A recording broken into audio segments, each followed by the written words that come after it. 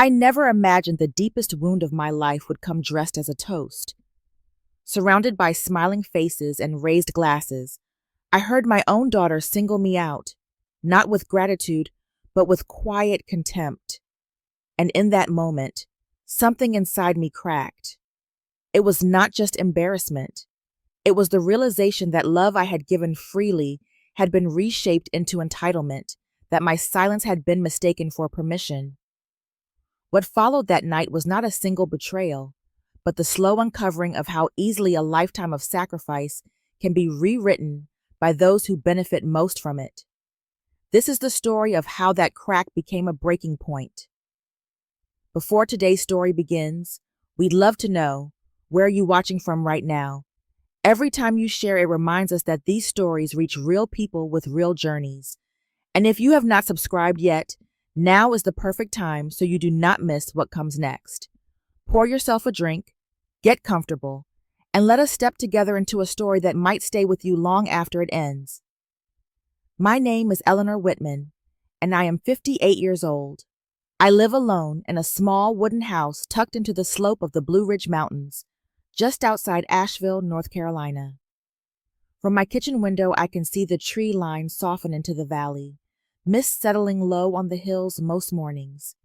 It is quiet here in a way that makes time feel deliberate, almost respectful. Nothing rushes me anymore, not since my body forced me to slow down. I retired early after a mild stroke 3 years ago. It was not dramatic, but it was enough. Enough to remind me that control is not the same as strength, and that a life built entirely around endurance eventually asks for a price. Before that, I spent over 3 decades as a corporate accountant, the kind who stayed late, double-checked every column, and never trusted a number that could not be traced back to its source. Numbers made sense to me. They behaved, if you treated them properly. This house is the last thing I bought before my husband died. 14 years have passed since his heart gave out one quiet morning, leaving me with unfinished plans and a daughter who suddenly needed more of me than I thought possible. I never remarried. I did not even consider it. Survival took focus, and motherhood took the rest. Any space that might have been left for desire or reinvention simply filled itself with responsibility. The house was paid off early, long before retirement. I made sure of that. No debts, no shared ownership, no vague promises attached to it. The deed carries only my name. To most people, it is just property. To me, it is proof. Proof that after everything, I still managed to build something stable with my own hands. I have always been careful with money, but not afraid of it. I keep handwritten notes in a leather-bound notebook and mirrored spreadsheets on my computer, not because I'm obsessive, but because clarity calms me. Every bill paid, every transfer logged, every decision recorded. It is how I keep track of myself, how I know where I stand. My daughter Claire lives in Atlanta, Georgia, a city that moves faster than I ever could. She works in event marketing, surrounded by brightness and deadlines and conversations that never quite end. Claire has always been magnetic. She draws people in effortlessly with her smile and her confidence, with a way of making anyone feel like they are part of something important. I used to think that made her strong. Now I realize it also made her restless. After her father died, I became everything at once: the steady income, the safe place, the voice that said no when it mattered, and yes when she needed it most. I supported her through college, then through the uneven years that followed. When leases fell through, when contracts dried up, when projects did not survive first contact with reality, I stepped in. I told myself it was temporary, just until she found her footing. Claire likes to joke that I am her safety net. She has said it with a laugh, with an arm around my shoulders, as if it were a compliment.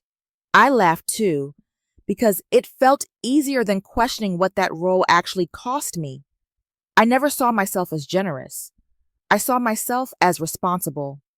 A mother does not abandon her child to financial panic if she can prevent it. From the outside, my life looks calm, even enviable. A paid-off home, a predictable routine, no visible chaos. But there is a difference between peace and silence, and I have lived in silence for a long time without naming it. Believed stability was enough. Believed that as long as I held everything together, nothing could truly fall apart. I did not yet understand how fragile that belief was, or how many decisions had already been made without me, quietly, confidently, by people who assumed I would always stay exactly where I was. If you are still watching and beginning to sense how quietly everything was being set up, comment number 1 below to let me know you are with me. Because what looks like stability at the start is exactly what makes the next moment so devastating. Now, let us move on to chapter 2. Claire told me about the wedding over the phone, not with hesitation, but with a breezy confidence that suggested the decision had already settled into place. Charleston, South Carolina. A historic venue, late spring. I listened, smiling at the sound of her excitement, but something in the way she spoke made it clear that this was information being delivered, not shared. I was being informed, not invited into the process. In the weeks that followed, details came in fragments. A date confirmed after it had been booked. A location shared once deposits were paid. I learned about the guest list only when Claire mentioned a seating challenge involving her friends from Atlanta. Each update arrived neatly wrapped, already finalized, and my role seemed to end at acknowledgement. I told myself not to read into it. Adult children have their own lives. That is what we raise them for. When I finally met Jordan Blake in person, it was over lunch halfway between Asheville and Atlanta. He was polite, attentive, and carefully neutral. He asked about my recovery, about the house, about my retirement plans, but never long enough to invite depth. He carried himself like someone accustomed to managing conversations, guiding them where he wanted them to go. I noticed that he and Claire often exchanged glances before answering questions, small pauses that suggested alignment I was not part of. As the wedding plans accelerated, my absence from them became more pronounced. I was not asked for opinions on vendors or budgets. When I gently inquired whether everything was financially manageable, Claire reassured me with vague confidence, telling me not to worry, that she and Jordan had everything under control. The reassurance felt like a wall rather than a bridge. When I offered to contribute, she declined with practiced ease, implying that any help might come with expectations she did not want attached. The first moment that truly unsettled me came unexpectedly. I was visiting Claire in Atlanta, using the guest room she rarely slept in anymore. Late in the afternoon, I passed by her home office and heard her laughing softly into her phone. She was talking to a friend, recounting wedding stress.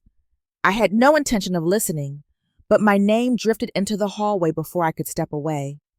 She described me as intense, as someone who fixated on money because it was the only thing I could control. The tone was light, but the labeling was not. I stood there longer than I should have, absorbing the version of myself being constructed in my absence. There was no anger in me, only a dull ache. To realize that I had been reduced to a caricature, an obstacle to be explained rather than a person to be understood, felt quietly devastating. I returned to the guest room and sat on the edge of the bed, staring at my hands, wondering when I had stopped being part of the story and started becoming a footnote. Back in Asheville, the distance grew heavier. Phone calls became shorter. Questions about the wedding were deflected or postponed. I noticed how often Claire spoke about independence, about building a life free from influence. I supported that in principle, but could not shake the sense that independence in her mind required my invisibility. I tried to rationalize my discomfort. Weddings bring out tension. Change makes people careless with tone. I told myself that once the ceremony passed, things would settle and we would find our way back to each other. Still, a quiet unease took root. It followed me through my mornings, into the silence of my home, and lingered in the space between what was said and what was not. By the time I packed for Charleston, I felt like I was preparing to attend an event that would mark a turning point, though I did not yet know in which direction. I carried with me a fragile hope that the distance I felt would dissolve in the presence of family, that love would reassert itself where conversation had failed. I also carried a growing awareness that hope alone could not restore a place that had already begun to empty. If you are still watching, and you have ever felt like you were slowly being pushed out of a place you once belonged, comment number 2 below so I know you feel it too. Because what happened next did not happen in private. It happened in front of everyone. Now, let us move on to Chapter 3. Charleston Historic Hall looked exactly the way weddings are supposed to look when everything has been done correctly. The windows were tall and arched, the lights softened by sheer drapery that caught the late afternoon sun, just enough to make the room feel warm and forgiving.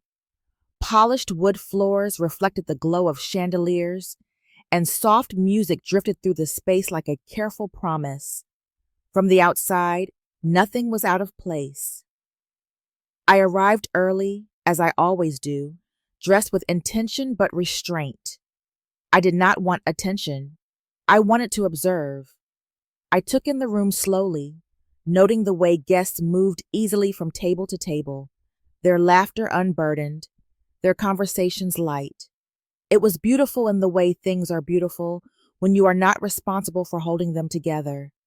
For a moment, I allowed myself to believe that this day might soften everything that had hardened between my daughter and me.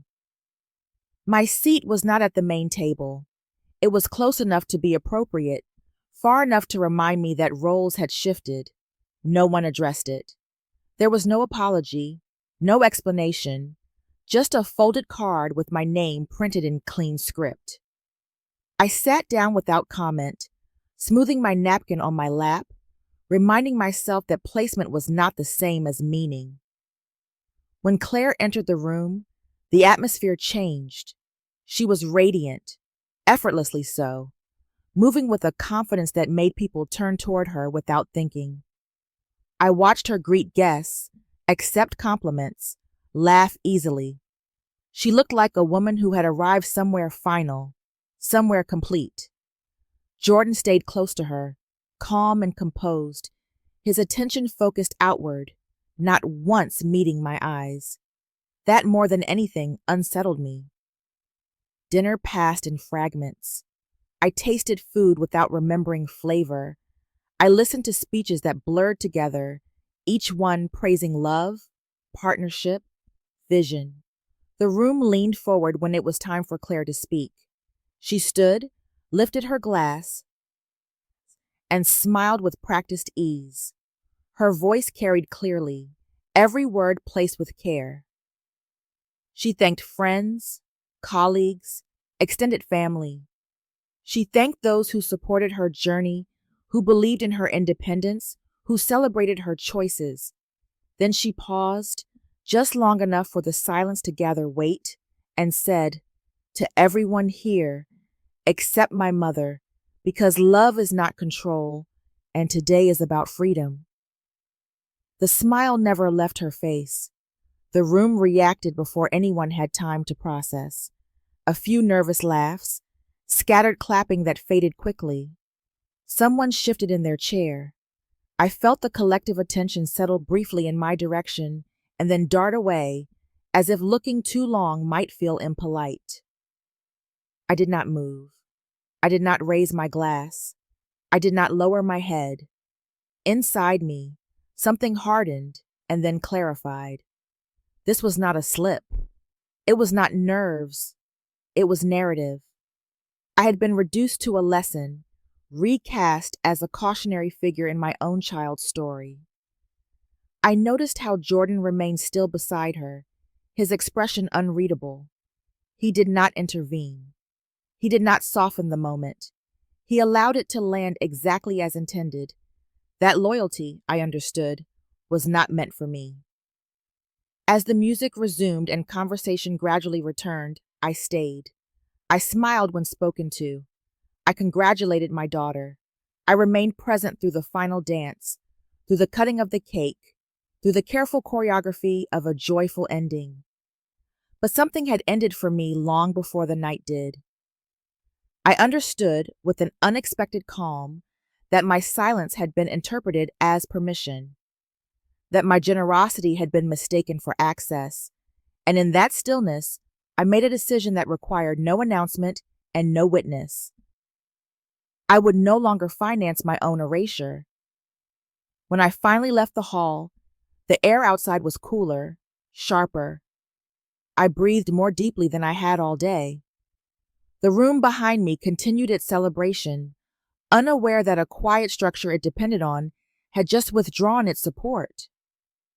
If you are still watching and that moment at the wedding made your chest tighten, comment number 3 below to let me know you are still here, because the damage did not end with that toast.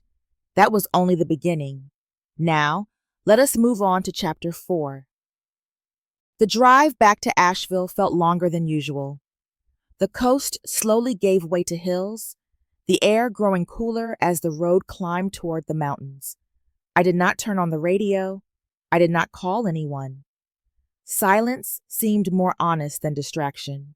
By the time I reached my driveway, dusk had settled in, the outlines of the trees dark against a sky fading to gray. Inside the house, everything was exactly where I had left it. The stillness wrapped around me, familiar but heavier than before. I set my bag down and stood in the kitchen without turning on the light, letting my eyes adjust. I told myself, over and over, that weddings distort people, that nerves and performance get tangled, that a single sentence, no matter how sharp, could not undo a lifetime of shared history. I replayed the toast in my mind, adjusting its edges, dulling its intent. Claire had lost her father young.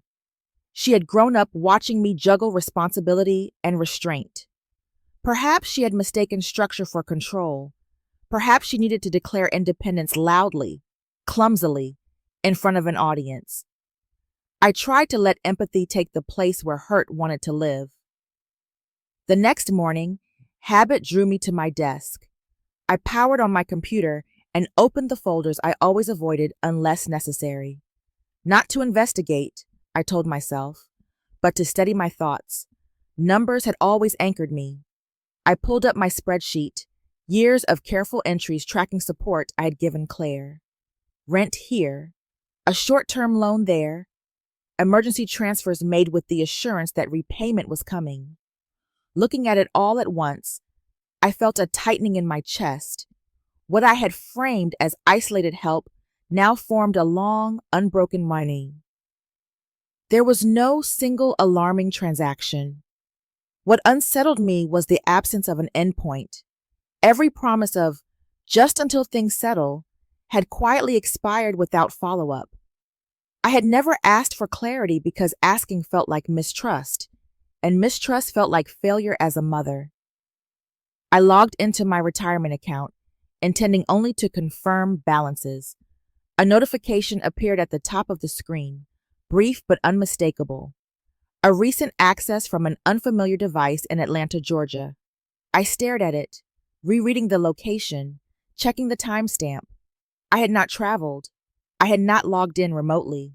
For a moment, I convinced myself that the system was mistaken. Technology makes errors. People forget passwords. Age does things to memory. Still, the feeling did not pass. It moved slowly downward, settling uneasily. I refreshed the page. The alert remained. I did not call the account provider. I did not change anything. Instead, I closed the browser and sat back, pressing my hands flat against the armrest of the chair, grounding myself in the familiar shape of the room. Doubt rose, not about what I saw, but about my right to respond to it. I wondered if this was what it felt like to grow older, to question whether concern was wisdom or paranoia. Later that afternoon, I called Claire. I kept my tone light, asked how married life felt, whether travel plans were set. I mentioned finances only in passing, asking if everything after the wedding was closing neatly. Her answers were brief, distracted. She told me not to worry, that I always worried too much. The conversation ended quickly. That night, sleep did not come easily. The house creaked with its usual sounds, but each one seemed amplified. I lay awake, staring at the ceiling, considering the quiet truth that had formed without announcement. If someone had access to my accounts without my knowledge, then distance had already crossed into something else. I did not yet know what that meant. I only knew that the certainty I had relied on was no longer intact, and that for the first time the silence I lived in felt less like peace and more like an unanswered question. If you are still watching, and you are starting to wonder whether this was really just an emotional wound or something far more dangerous, comment number 4 below, so I know you see it too, because what came next was not about feelings anymore. Now, let us move on to chapter 5. The call came mid-morning, on a day that had started like any other. I was standing at the kitchen counter, rinsing a mug I had forgotten to finish, when my phone vibrated with a number I did not recognize, but instinctively answered. The voice on the other end was professional, measured, and careful. He introduced himself as a representative from the firm managing my retirement account in North Carolina and asked if I had a moment to confirm a recent request. At first, I assumed it was a routine verification. These things happen. But as he explained, my attention narrowed. He said there had been an inquiry to restructure my retirement account, including a review of beneficiary designation and a reallocation of funds. I stopped him gently and told him there must be a mistake. I had made no such request, not recently, not at all. There was a pause, then the sound of paper shifting. He told me the request had been made by phone. The caller had identified herself as Eleanor Whitman and stated that she was experiencing difficulty managing her account independently. The words landed in order, each one heavier than the last. Difficulty managing independently. I felt something tighten behind my ribs, a familiar pressure I usually associated with contained anger. I asked for details, dates, times, any supporting notes. He read them carefully, offering to play a recording of the initial inquiry for confirmation. I agreed, already knowing I was walking towards something I could not reverse.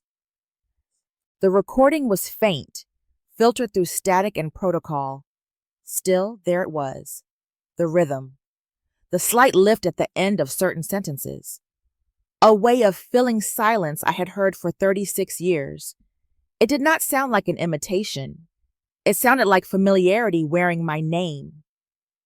I thanked the representative and ended the call with more composure than I felt. I sat down at the kitchen table, hands folded, staring at the grain in the wood as if it might explain how something so intimate could feel so procedural.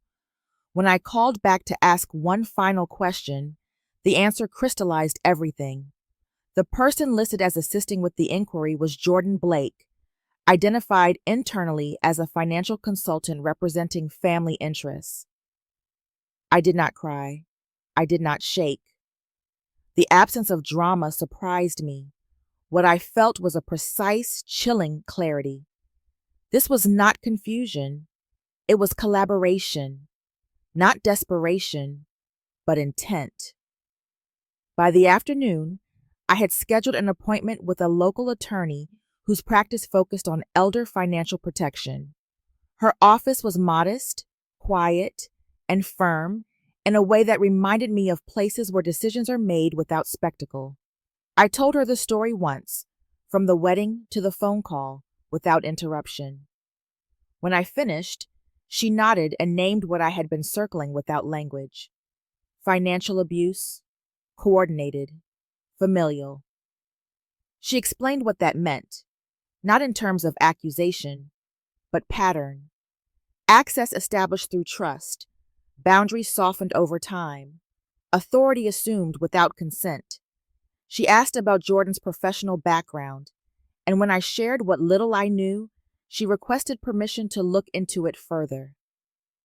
The information came back within days, not a conviction, not a formal charge, but a record of an internal investigation years earlier involving Jordan and a former spouse. Similar circumstances, attempts to adjust accounts, no case pursued because the woman withdrew and chose silence over process.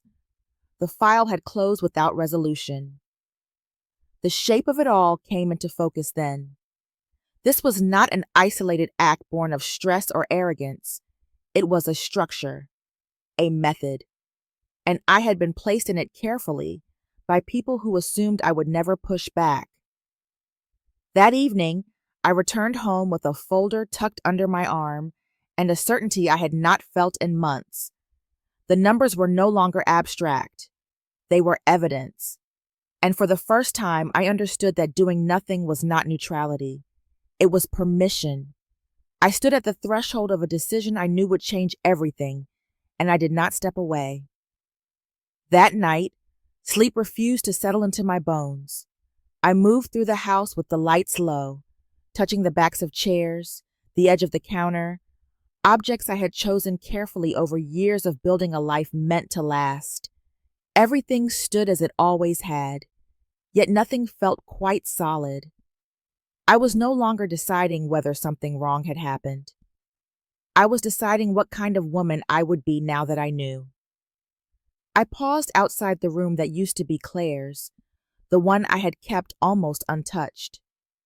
The bed was neatly made, the dresser cleared of anything personal, a quiet museum of a role I had carried alone for a long time. I remembered her as a child pressed against my side during storms, the way she trusted without question that I would keep the world from tipping too far. That memory cut sharply, because trust, I realized, was not meant to travel in only one direction. Loving my daughter was never a decision. It existed beyond choice, woven into every habit and fear. But love, I now understood, did not give her permission to put my security at risk. It did not give her or anyone else the right to speak for me, to present me as incapable in order to gain access to what I had spent a lifetime protecting. The lawyer had laid out my options plainly. I could stay silent, decline to pursue formal action, and hope that this attempt was the last. That path promised surface peace, but required ongoing vigilance and quiet surrender. Or I could move forward, notify the proper institutions, and put safeguards in place that would expose what had already been done. That path would almost certainly fracture my relationship with Claire, possibly beyond repair. I sat at the kitchen table until dawn, turning those realities over without rushing them. I thought about how many times I had swallowed discomfort to preserve harmony, how often I had replaced clarity with patience. I had told myself that strength looked like endurance. In that quiet moment, I finally saw that it also looked like refusal. The next morning, I returned to the attorney's office. The building smelled faintly of paper and coffee, reassuring in its neutrality. I read every document carefully, even when the language blurred together. Each word carried weight. Each signature line marked a boundary I had never drawn before. When I signed my name, I did it slowly, deliberately, making sure my hand did not rush past the significance of the choice. There was no rush of relief afterward. What I felt instead was resolve, steadier and less dramatic than I had expected. I instructed that all future financial communication related to me go through legal counsel. I authorized the freezing of access points that had been compromised. Support that had once flowed freely would now require transparency, documentation, and consent. Driving home, I did not feel victorious. I felt older, in the way people feel after choosing honesty over comfort. There was grief in recognizing that the image of myself as the ever-available mother had shielded a version of me that needed protection too. I had allowed that image to eclipse my right to agency. Back in the house on the mountain, the quiet had shifted.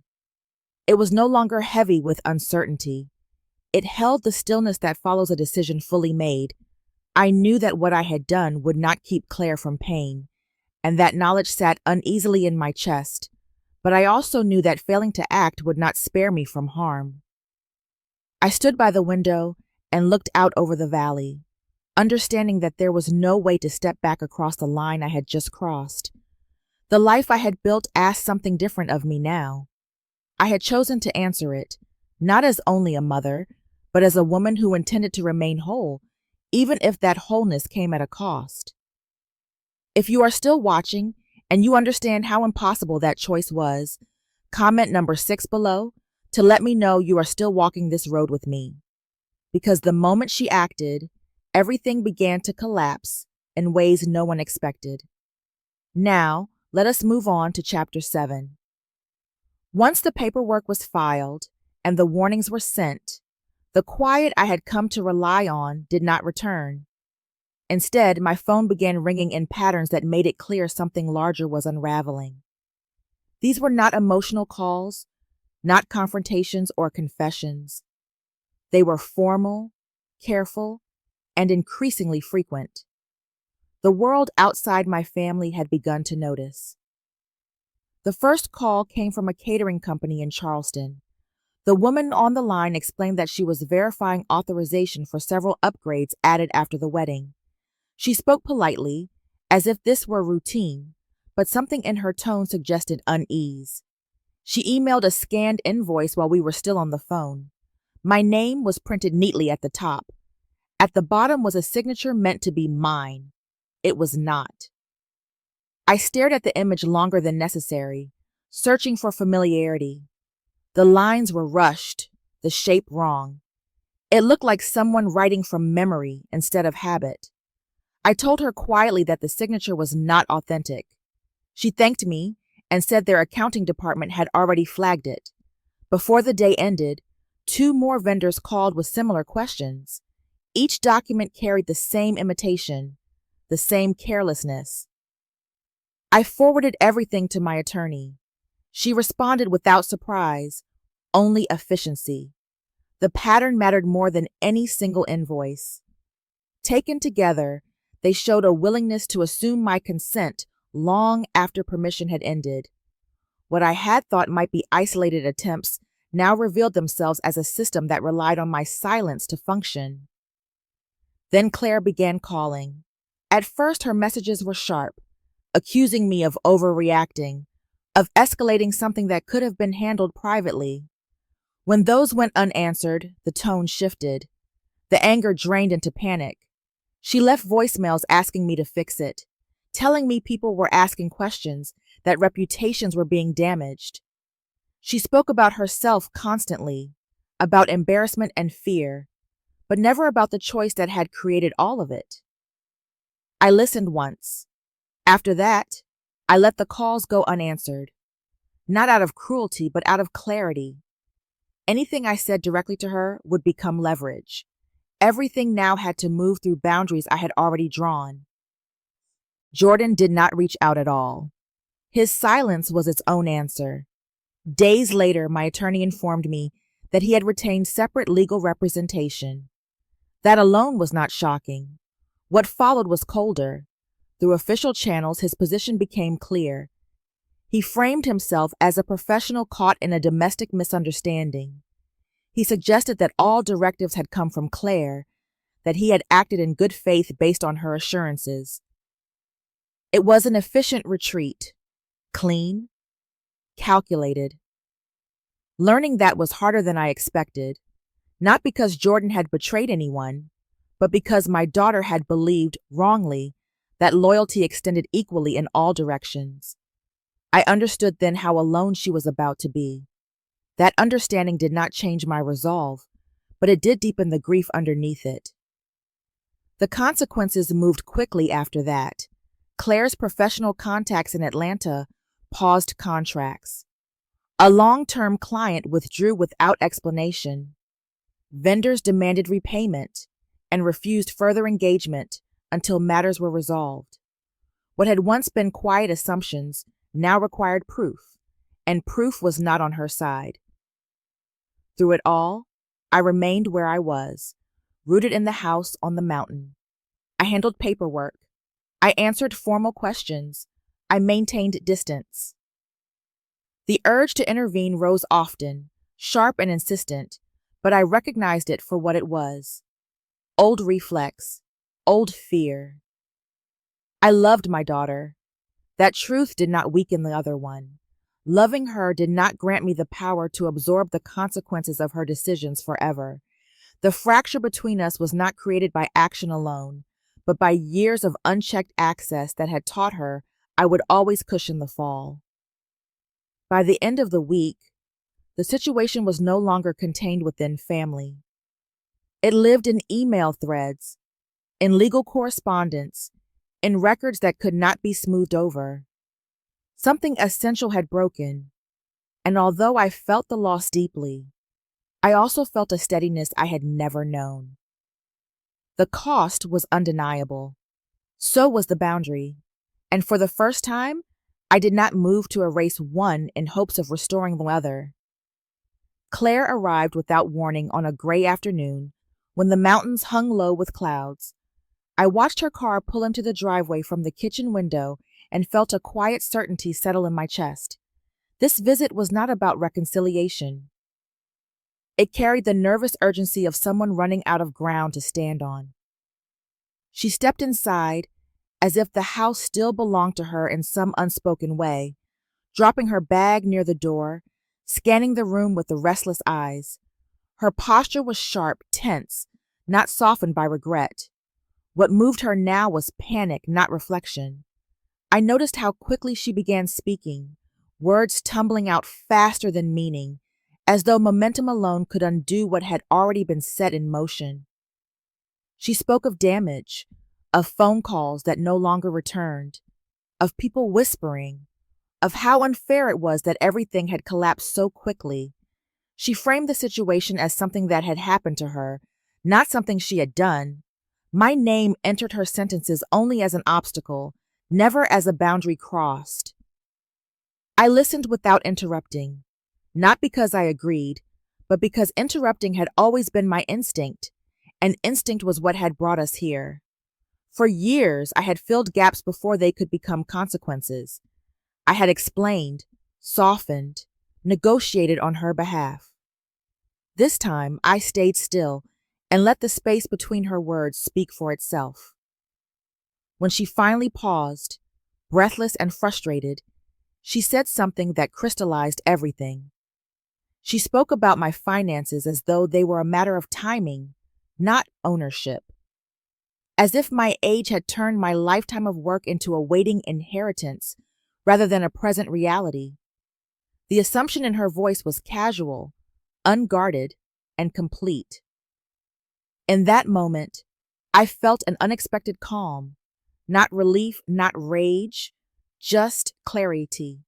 Every doubt I had carried fell away. There was no misunderstanding left to resolve.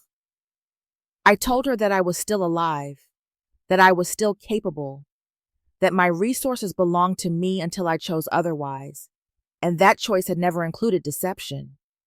I explained that love did not erase consent, and motherhood did not dissolve my right to safety. My voice did not rise. It did not need to. Claire insisted that I undo everything.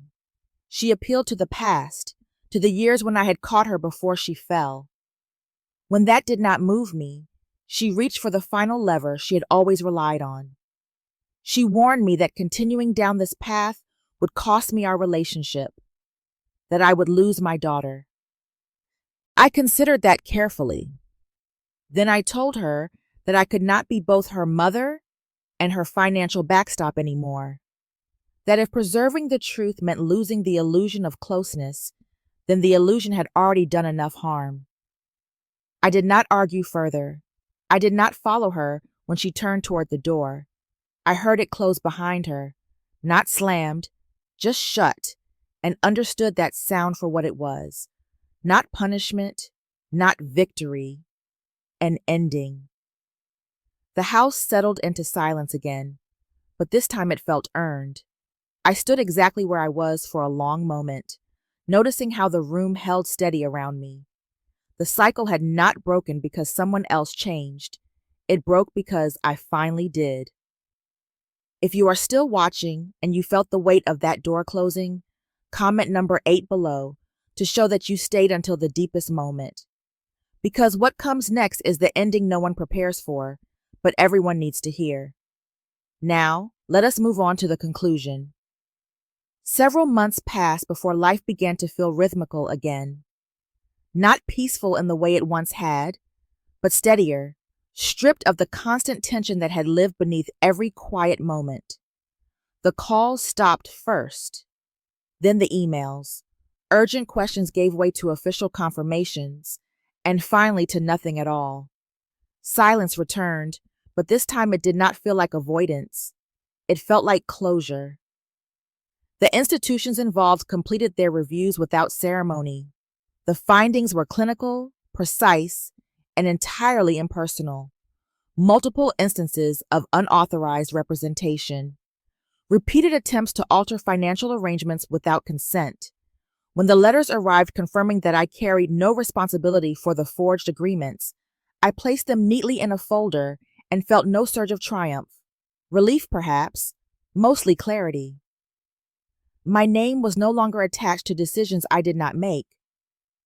My accounts were secured with layers of verification I had never considered before. Every access point was tightened, every permission documented. I updated my estate plans, assigned responsibilities carefully, and wrote instructions that left no room for interpretation. It was not paranoia. It was respect for myself and for the reality that trust, once broken, did not restore itself through hope alone. Through distant channels, I learned what had unfolded on Claire's side. Jordan filed for an annulment, citing financial misrepresentation as the basis. The separation was swift and clean, at least on paper. He returned to his work, shielded by formality and legal distance. The marriage ended as strategically as it had begun. Claire's world narrowed quickly after that.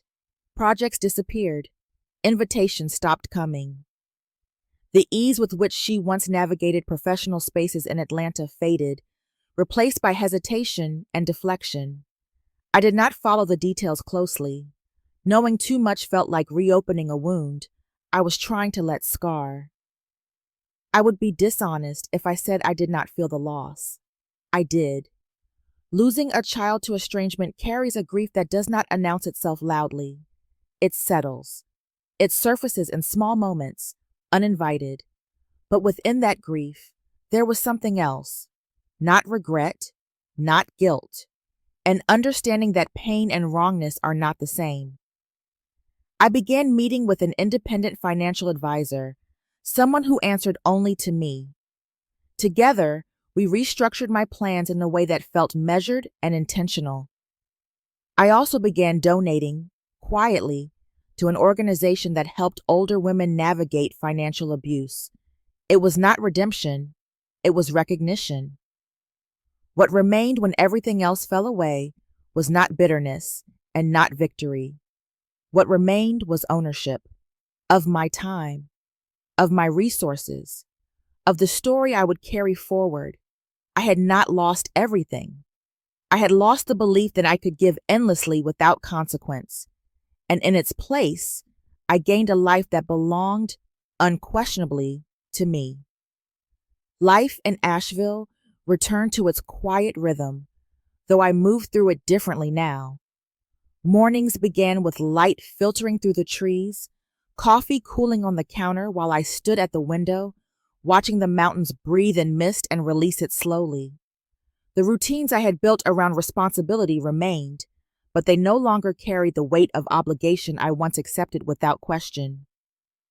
I thought often about the wedding, about that brief moment when my daughter lifted her glass and drew a line she never expected me to cross.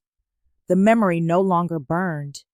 It had shape now, a clear point in time that marked the end of one life and the beginning of another.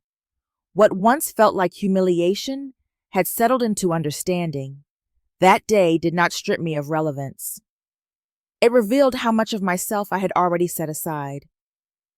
For years, I believed that being a good mother meant becoming smaller so my child could grow.